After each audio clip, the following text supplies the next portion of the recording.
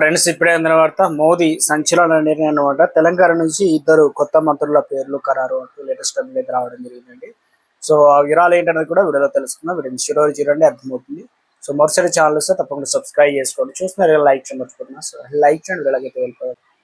తెలంగాణ కేంద్రంగా బీజేపీ కొత్త వ్యూహాలు అమలు చేస్తుంది. తాజాగా ప్రకటించిన బీజేపీ జాతీయ కమిటీలో తెలంగాణకు చోటు కల్పించలేదు. అయితే ఇప్పటివరకు కూడా జాతీయ నాయకత్వంపై ఉన్న ఇద్దరిని తప్పించారు. పార్టీలో పదవులు అయితే ఉంటాయి కదా, అటువంటి వాటికి. అయితే దీని వెనుక పక్కా వ్యూహం ఉన్నట్లు చెప్తున్నారు.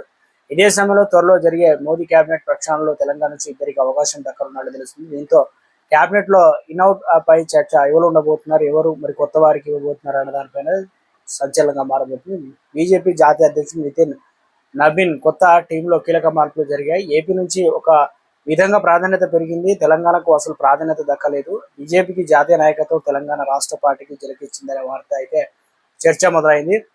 దేశంలో దాదాపు 23 రాష్ట్రాల కేంద్రపాలిత ప్రాంతాలకు చెందిన నేతలకు ఈ టీంలో అవకాశం అయితే కల్పించగా దక్షిణాదిన ప్రాతినిధ్యం లభించని ఏకైక రాష్ట్రం తెలంగాణగా నిలిచిందనమాట.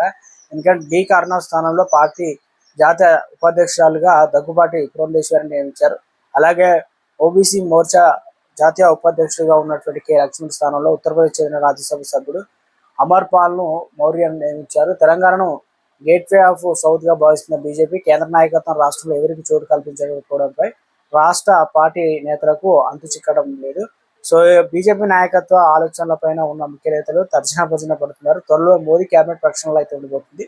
సో ఇదే సమయంలో దక్షిణాది నుంచి కేరళ, తమిళనాడు నుంచి ఏపీ, కర్ణాటక అవకాశం ఇచ్చే పార్టీ జాతీయ నాయకత్వం తెలంగాణకు ఒక్క పోస్ట్ కూడా ఇవ్వకపోవడంపై నిరాశ మారింది. అయితే రాష్ట్రంలో అధికారంలోకి రావడం కోసం ఆ పార్టీ నాయకత్వం ఇటీవల కొంత కఠినంగా వ్యవహరించడం ఆరంభించింది. అయితే కేంద్ర మంత్రివర్గంలో డీకే అరుణకు చోటు కల్పించేందుకు ఆమెను పార్టీ జాతీయ ఉపాధ్యక్షురాల పదవి నుంచి తప్పించారనే ప్రచారం కూడా జరుగుతుంది. కాకపోతే కేంద్ర మంత్రివర్గంలో కిషన్ రెడ్డి, బండి సంజయ్ ఇప్పటికే తెలంగాణకు ప్రాతినిధ్యం వహిస్తున్న నేపథ్యంలో మోదీ టీంలో మార్పులు ఖాయమని చెప్తున్నారు.